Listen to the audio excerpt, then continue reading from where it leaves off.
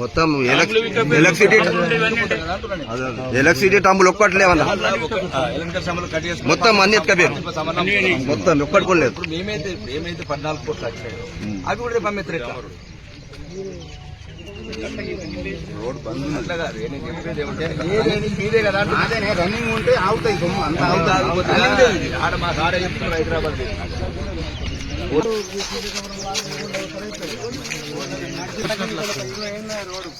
సాంబార్ పడేది బంద్ అయింది. దీన్ని ముంగటేసుకున్నంత గలీజ్ చేసేసి పోయిన ప్రభుత్వం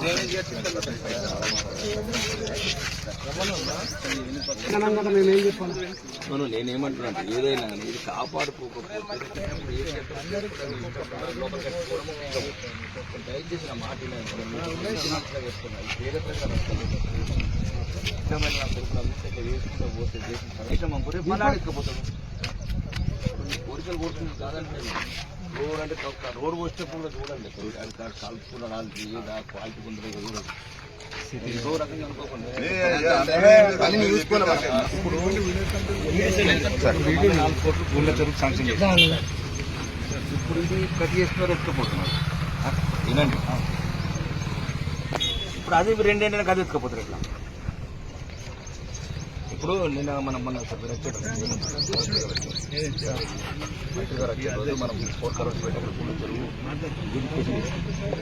బ్యూటిఫికేషన్ అనుకోండి. ఇప్పుడు ఇప్పటి నుంచి పైప్ లైన్ కట్ చేసుకోపోతున్నారు.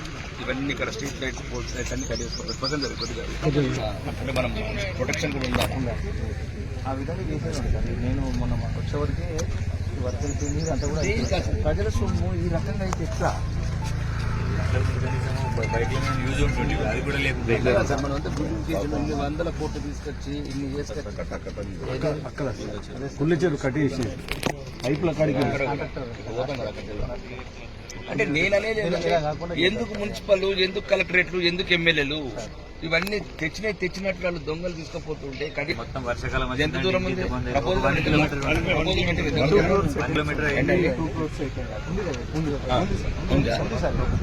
ఇది ఇప్పుడు అవుతుంది అంటే ఆల్రెడీ ముందు ఇచ్చాం సార్.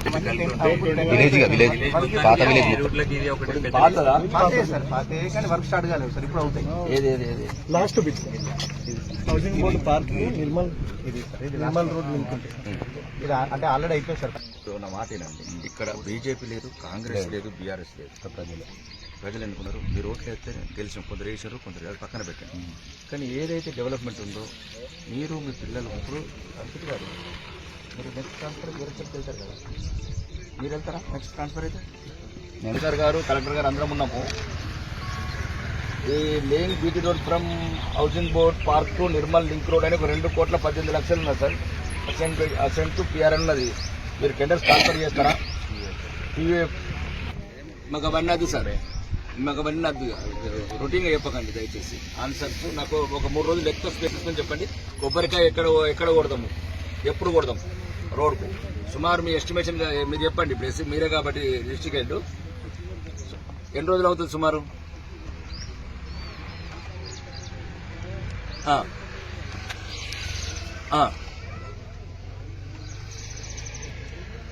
రైట్, ఇది ఒకసారి ప్లాన్ చేసుకుని ఫాలోఅప్ చేయండి.